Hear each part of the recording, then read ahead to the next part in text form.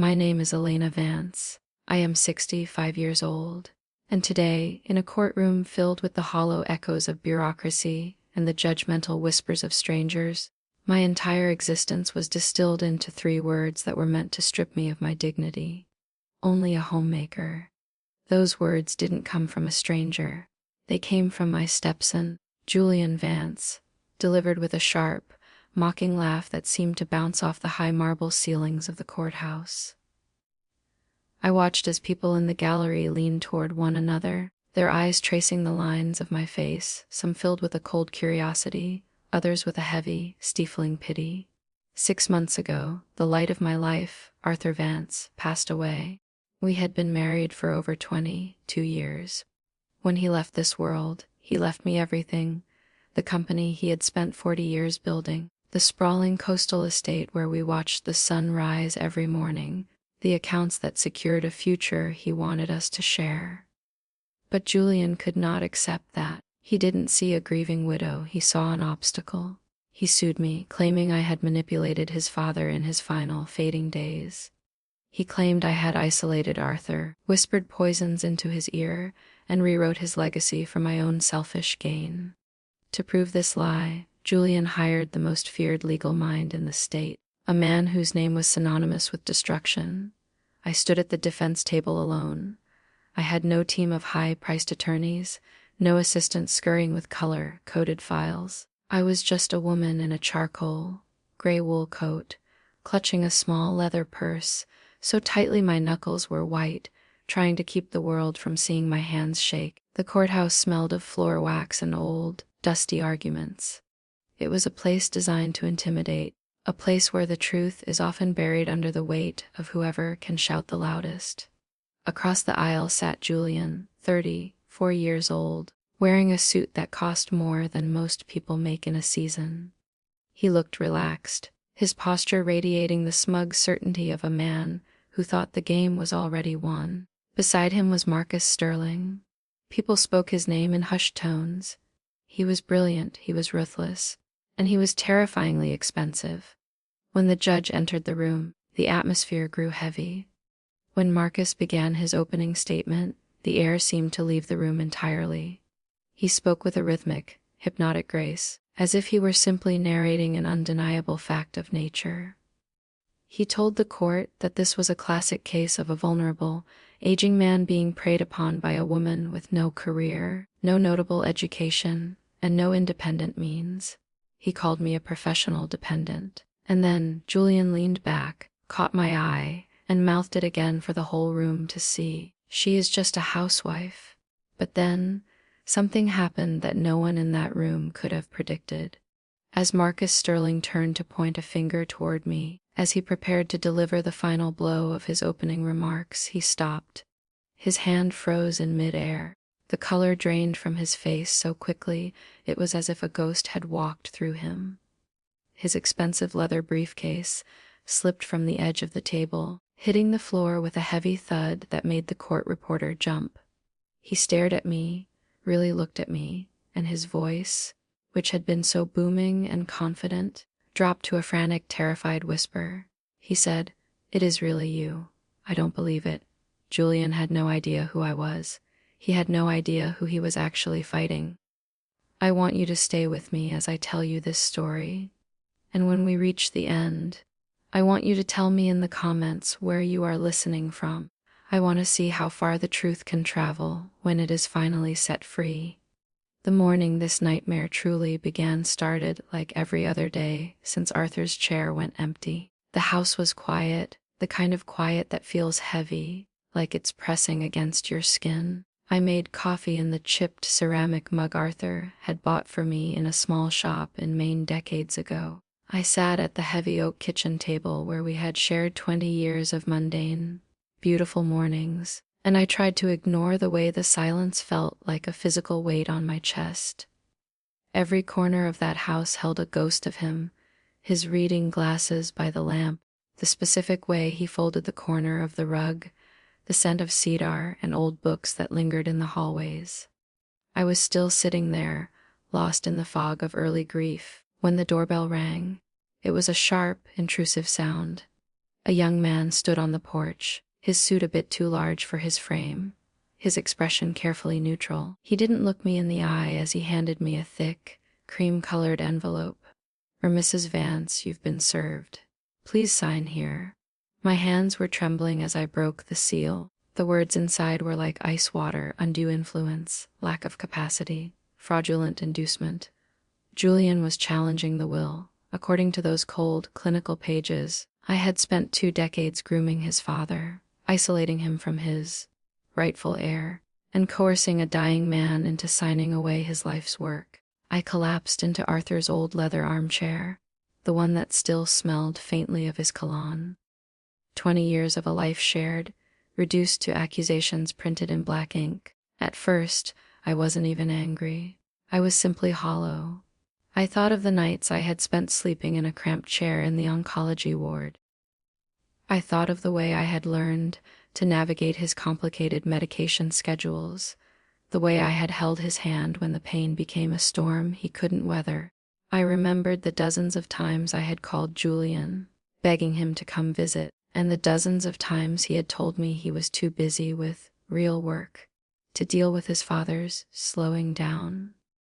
Grief doesn't have a voice to fight back with. It just sits in the corner and watches while the world tears your life apart.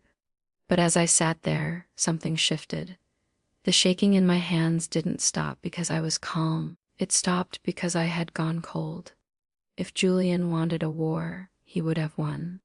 Not because I cared about the money. Arthur had already given me more than I could ever spend, but because I refused to let our love be remembered as a crime. I would not let the final chapter of our story be written by a man who wasn't there for the middle of the book. Julian was 12 years old when I married Arthur. He was old enough to remember his biological mother with a fierce, protective loyalty, and old enough to resent the woman who dared to occupy the house his mother had once decorated. I understood that. I never tried to replace her. I never demanded he call me Mom. I was careful. I was the one who made sure his favorite meals were on the table. I was the one who sat in the back of the auditorium for every school play, even when he pretended I was a stranger. I took his coldness and turned it into patience, telling myself that children handle loss in strange, jagged ways. As the years passed, that distance didn't soften, it calcified. Julian grew into a man who valued things over people. He only reached out when a credit card was maxed out or when a business venture had collapsed under the weight of his own arrogance. Arthur always bailed him out. Arthur always believed that this time, Julian would learn. I stayed silent because I loved Arthur, and I knew that loving him meant accepting the flawed pieces of his heart. But when Arthur got sick, Julian vanished. He couldn't handle the reality of weakness. He stayed away until the day of the funeral, arriving in a black car, looking perfectly stoic and tragically distant. He hugged me with the warmth of a mannequin and thanked me for looking after things. I was foolish enough to think we were finally at peace. The lawsuit was my wake-up call. It wasn't just the money he wanted, it was the erasure of my presence. He wanted to rewrite history so that I was never a partner, never a confidante, never an equal. He wanted me to be the help that had overstepped. Walking into the courtroom on the first day of the trial felt like walking into an arena. The air was thick with the scent of old paper and anxiety. Julian was already there, leaning back in his chair, whispering something to Marcus Sterling that made the lawyer smirk. I took my seat at the opposite table. I brought nothing but a small notepad and a pen. Judge Evelyn Thorne took the bench. She was a woman who looked like she was made of iron and wisdom. She looked at me, then at the empty chairs beside me. "Mrs. Vance, where is your counsel?" I stood up, my voice small but clear. "I have no counsel, Your Honor. I will be representing myself." The judge's eyebrows shot up. "This is a complex estate matter, Mrs. Vance. Sterling is one of the most aggressive litigators in the country. I strongly suggest you rethink this." "I understand the risks, Your Honor," I replied. What I didn't tell her was that I couldn't bear to pay someone to defend a truth that should be obvious. I didn't tell her that hiring a lawyer felt like I was playing Julian's game. The judge sighed and signaled for Marcus Sterling to begin. Marcus stood up, adjusting his silk tie. He didn't look at me, he looked at the jury. "Ladies and gentlemen, this is a story as old as time," he began, his voice like velvet. "An elderly man of vast fortune, and a woman who saw an opportunity. Alana Vance spent 20 years ensuring she was the only person Arthur Vance could rely on. She managed his home, yes. She managed his meals, yes. But she also managed his mind. She used her position as a simple housewife to weave a web of dependency." He went on for an hour, painting a picture of a woman who was little more than a parasite. He pointed out that I had no resume. He pointed out that I had no income of my own for 2 decades. He made it sound as if my lack of a corporate title was proof of my lack of character. Julian sat behind him, nodding along, a look of triumph already etched onto his face. He truly believed that because I had spent 20 years making a home, I had forgotten how the world worked. That night, I went back to the house. It felt larger than it ever had before. I sat in Arthur's study, the room filled with the books he loved. I felt small. I felt like the "just a housewife" they described. I started to wonder if they were right. Had I become so diminished by my role as a wife that I had lost the woman I used to be? I began to clean, a nervous habit that usually calmed my mind. I started dusting the shelves Arthur rarely used. Behind a row of old leather, bound encyclopedias, I found a small, hidden safe built into the wall. I remembered the key. Arthur had given it to me on our 10th anniversary, tucked inside a locket. "For when the world gets too loud," he had whispered. I had never used it. I never felt the need to look into his secrets because we had none. But now I turned the key. The door clicked open. Inside was a single, thick manila folder. It didn't contain bank statements or deeds. It contained my life. I pulled out the documents. There was my law degree from Harvard, dated 40 years ago. There were the transcripts from when I was a federal prosecutor, leading some of the most complex racketeering cases in the history of the Justice Department. There were the photos of me standing with governors and senators. And there, at the very bottom, was the certificate of my appointment to the state Supreme Court. I had been Justice Alana Vance. I had been the iron gavel. I had spent 15 years deciding the laws of this state before I met Arthur. When we married, I was exhausted. I was tired of the fighting, the darkness of the criminal world, the weight of the bench. I wanted peace. I wanted to be just a wife because, to me, that was the most beautiful, difficult, and rewarding job I had ever held. I had chosen to step away, to let my public identity fade into the background so I could build a private life worth living. Arthur had kept all the records of who I was, as if he knew that one day I might need to find her again. A note was tucked into the folder in Arthur's shaky, late-stage handwriting. "Alana, you gave up the world to be my world. But never forget that you are the most formidable person I have ever known. If they ever try to make you small, show them how big you really are." I didn't sleep that night. I spent the hours reading through the law, reacquainting myself with the language of the courtroom, a language I had once spoken more fluently than my own.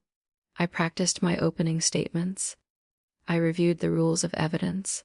By the time the sun started to creep over the horizon, Justice Vance had returned. The next morning, I walked into that courtroom differently. I didn't wear the charcoal coat. I wore a sharp, navy blue suit that I had kept in the back of the closet for 20 years. I didn't hunch my shoulders. I walked with the measured, rhythmic pace of someone who owned the floor. Julian didn't notice the change. He was too busy on his phone. Marcus Sterling, however, was watching me. He was a professional. He sensed a shift in the atmosphere. He looked at the way I arranged my papers on the defense table, neatly, chronologically, perfectly aligned. The trial resumed with the testimony of Julian's primary witness, Arthur's former accountant, a man named Henderson. Marcus led him through a series of leading questions designed to show that Arthur was confused about his finances in his final months. "Mr. Henderson," Marcus said, "in your professional opinion, Did Arthur Vance seem to be under the thumb of his wife when he made those final changes to the trust? He did. Henderson lied, his voice wavering slightly. She was always in the room. She was always whispering to him. It was my turn to cross-examine. I stood up, and for the first time, I felt the silence of the room. I didn't walk toward the witness. I stayed at my table, using the distance to create tension.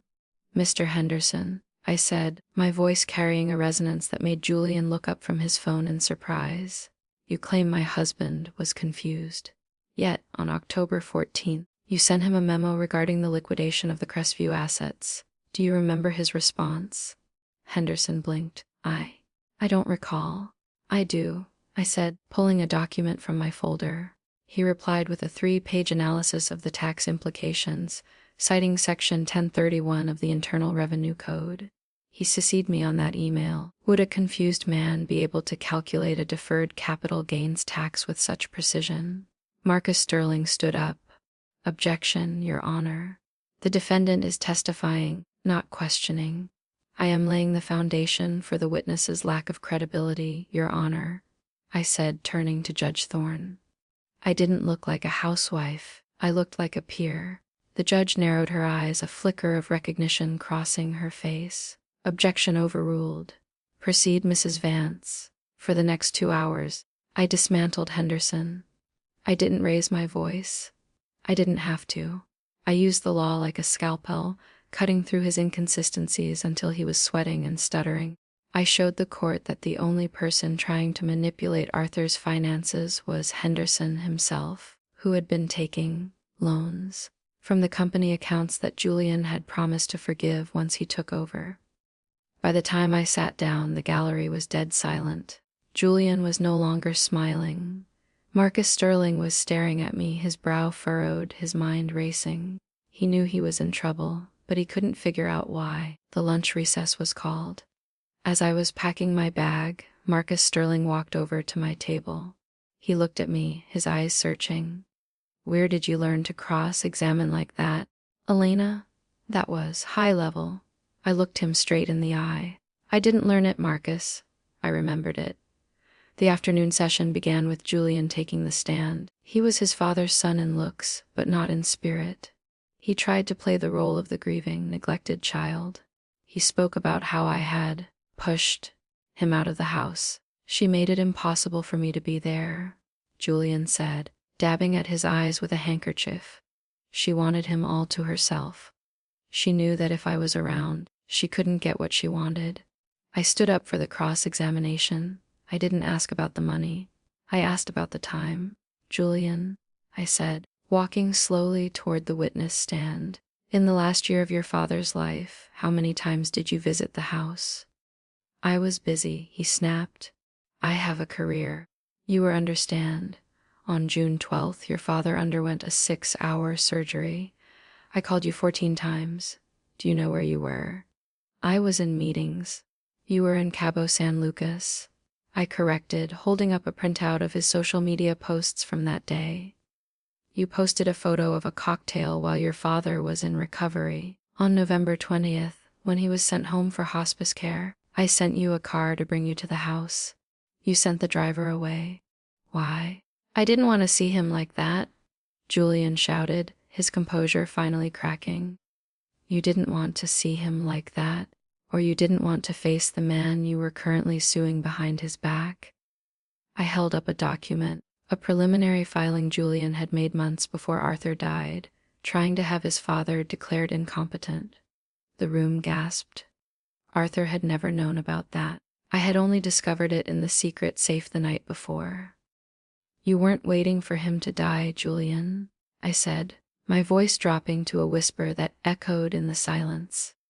"You were trying to kill his spirit while he was still breathing." Marcus Sterling stood up, but he didn't object. He looked at me, and that was the moment it happened. That was the moment the pieces clicked together in his mind. He looked at my name on the legal documents, Elena Vance. He looked at my posture.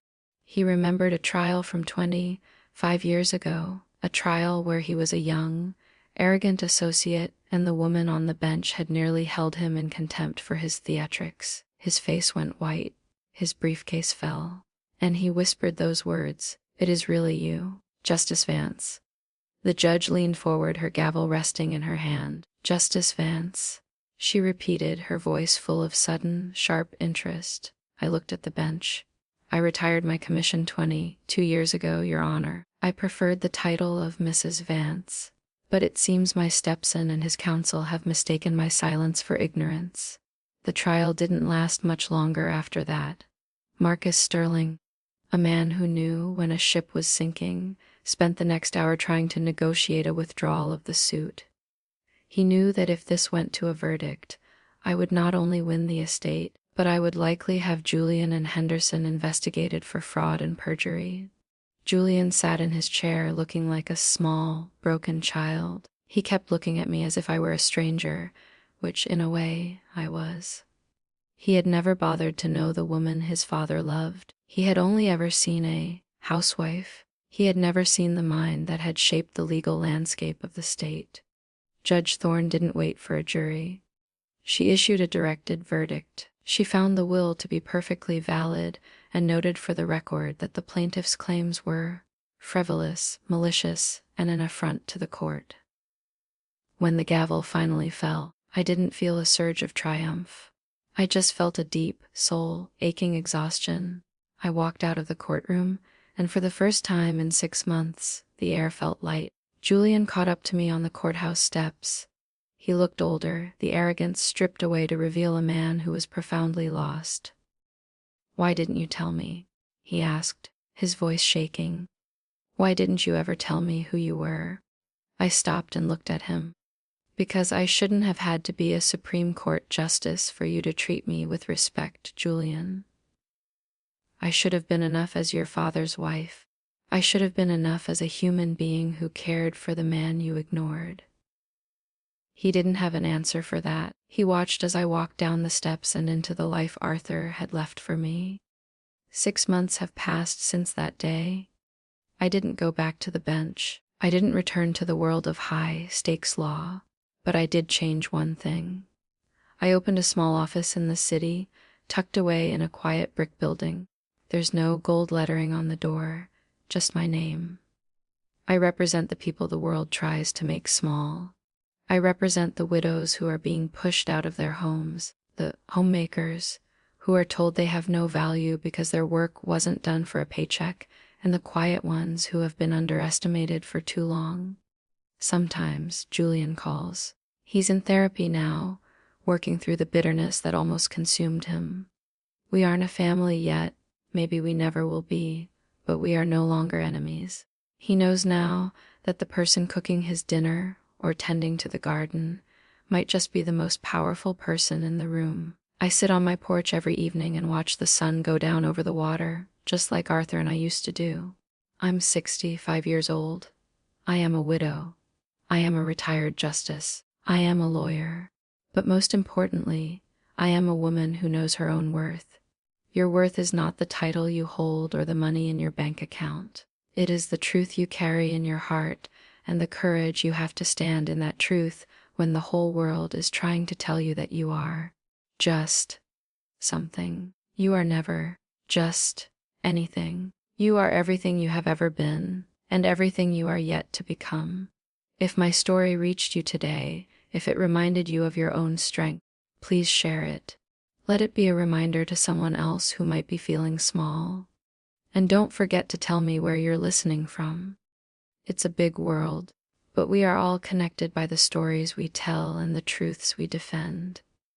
I looked back at the courthouse one last time before I drove away that day. The sun was hitting the white stone, making it glow. For years, I thought I had buried Elena the judge to make room for Elena the wife. I realized then that I didn't have to choose. I was both.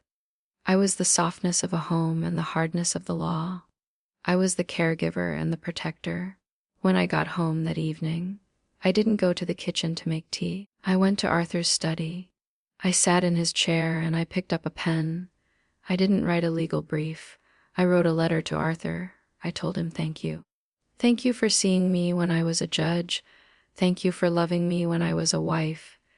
And thank you for keeping my light safe When I was too tired to hold the torch myself, I realized that Arthur hadn't left me the company and the money because he thought I needed to be taken care of. He left them to me because he knew I was the only one with the strength to handle them. He knew that beneath the quiet exterior of the woman who made his coffee and straightened his ties, there was a lioness waiting for her moment. The world will always try to put you in a box. They will look at your age, your gender, your job, or your clothes, and they will decide who you are. They will try to give you a label that makes them feel comfortable, a label that makes you easier to manage. Let them. Let them think you are just a housewife or just a student, just an old man. Let them underestimate you, because there is a glorious, terrifying power in being the person no one saw coming. There is a peace that comes with that power. It's the peace of knowing that you don't have to prove yourself to anyone but the person in the mirror. I don't wear my navy suits much anymore. I prefer my gardening clothes and my comfortable sweaters. I spend my days helping people find their voices and my nights listening to the rhythm of the waves. I am Alina Vance, and I am no longer afraid of the silence. The silence is where I found myself again. The silence is where the truth lives, waiting for the right moment to speak. And when it speaks, it doesn't need to shout. The truth is most powerful when it is whispered by someone who knows exactly who they are. So, wherever you are, whether you're in a crowded city or a quiet town, whether you're at the beginning of your journey or near the end, remember this. You are the author of your own story. Don't let anyone else hold the pen. Stand tall, speak your truth, and never ever let them tell you that you are just anything. As I look out at the horizon now, I see the stars beginning to peek through the twilight. Each one is a light in the dark, a small reminder that even in the vastness of the universe, every single light matters. You matter. Your story matters. And as long as you are breathing, it is never too late to remind the world who you really are. Thank you for being here with me. Thank you for listening. This story isn't just mine. It belongs to anyone who has ever been made to feel invisible. It belongs to the warriors in aprons, the scholars in the shadows, and the judges who chose love over power. We are all here, and we are all much more than they think. The legal battle with Julian ended, but the lesson stayed. He had tried to use the law as a weapon of greed, forgetting that the law was originally built as a shield for the innocent. In my new practice, I see that mistake every day. I see children fighting over their parents' legacy like vultures over a carcass. I see corporations trying to crush individuals under the weight of paperwork. And every time I stand up in those small, local courtrooms, I feel Arthur with me. I feel the weight of the iron gavel in my hand, even if it's just a metaphor now. I remember one woman who came into my office a few months ago. She was 80, her husband had just passed, and her daughter was trying to move her into a home against her will so she could sell the family farm. The woman sat in the same chair Julian had once sat in, her eyes filled with the same fear I had felt. "They say I'm too old to know what's best for me," she whispered. "They say I've just been a farm wife for 50 years, and I don't understand the value of the land." I leaned across the desk and took her hand. Her skin was like parchment, but her grip was strong. "Let me tell you a story," I said, a smile tugging at the corners of my mouth. "It starts with a woman who was called just a housewife in a court of law, and it ends with the world realizing they were very, very wrong. We won that case too. Not because I'm a genius, but because the truth is a stubborn thing. It doesn't like being hidden. It has a way of working its way to the surface, like a seed pushing through the concrete. My life is full now. It's not the life of a high court justice, and it's not the life of a silent widow. It's something new. It's a life built on the foundations of the past, but reaching toward a future I finally own. I still miss Arthur every single day. I miss his laugh, I miss his wisdom, and I miss the way he looked at me, like I was the most important person in the world. But I realized that he didn't just leave me his things. He left me my own strength. He reminded me that the person he loved was a woman of substance, a woman of intellect, and a woman of fire.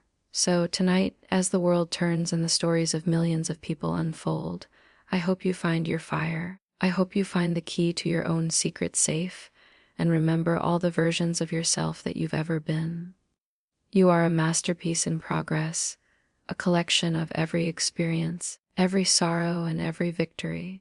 Don't let the world's labels define you. Define yourself. And when they ask you who you are, look them in the eye and tell them. Not with your titles, but with your character. Not with your past, but with your presence. My name is Alina Vance. I was a justice. I am a widow. I am a defender of the underestimated. And I am finally, truly free. I'll see you in the comments. Let's talk about the cities we live in and the truths we carry. Let's make this a space where no one is just anything. Let's celebrate the complexity of being human. Because your story, just like mine, is far from over. It's just getting to the good part.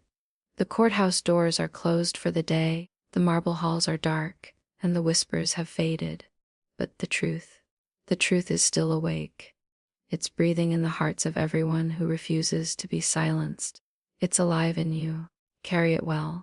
Carry it with pride. And never forget the most powerful thing you can be in this world is yourself, fully and unapologetically. Good night, from my porch to wherever you are. Sleep well, knowing that you are enough. You have always been enough. And tomorrow you get to wake up and be even more.